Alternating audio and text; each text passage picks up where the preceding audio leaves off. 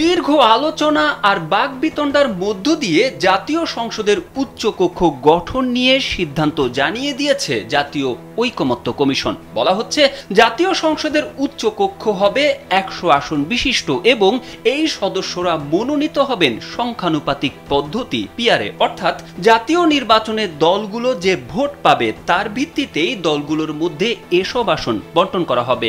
দীর্ঘ আলোচনার পর বৃহস্পতিবার জাতীয় ঐকমত্য কমিশন এই সিদ্ধান্ত দিয়েছে। তবে এই সিদ্ধান্তে আপত্তি জানিয়েছে বিএনপি ও তাদের সমমনা দল এবং জোট। তারা বলছে উচ্চকক্ষের সদস্য মনোনীত হতে হবে জাতীয় নির্বাচনের দলগুলোর প্রাপ্ত আসনের ভিত্তিতে।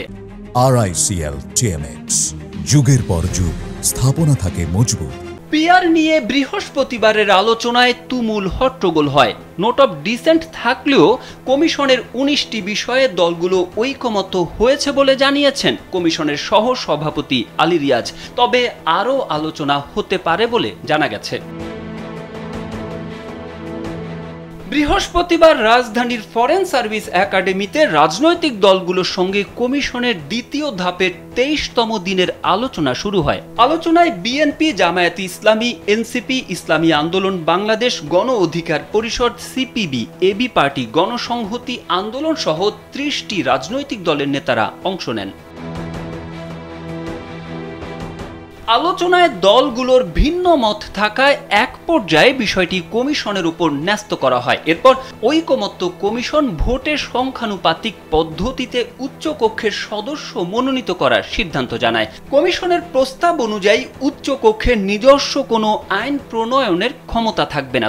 তবে অর্থ বিল ব্যতীত অন্য সব বিল নিম্নকক্ষ ও উচ্চকক্ষ উভয় কক্ষে উপস্থাপন করতে হবে। উচ্চকক্ষ কোনো বিল স্থায়ীভাবে আটকে রাখতে পারবে না। 1 মাসের বেশি বিল আটকে রাখলে সেটিকে উচ্চকক্ষের অনুমোদিত বলে গণ্য করা হবে। কমিশনের এই সিদ্ধান্তে আপত্তি জানিয়েছে বিএনপি এবং তাদের মিত্র জাতীয়তাবাদী সমমনা জোট, 12 দলীয় জোট, এনডিএম ও এলডিপি। তারা সংসদের নিম্ন কক্ষে প্রাপ্ত আসনের ভিত্তিতে উচ্চ কক্ষে আসন বরাদ্দ দেওয়ার দাবি জানিয়েছে। আর সিপিবি, বাসদ এবং জমিয়তে উলামায়ে ইসলাম উচ্চকক্ষ গঠনের বিরোধিতা করেছে। যুক্তি হিসেবে এসব দল বলছে দেশের বর্তমান সামাজিক ও অর্থনৈতিক বাস্তবতায় উচ্চকক্ষের কোনো প্রয়োজন নেই। তারেক আহমেদ, কালবেলা।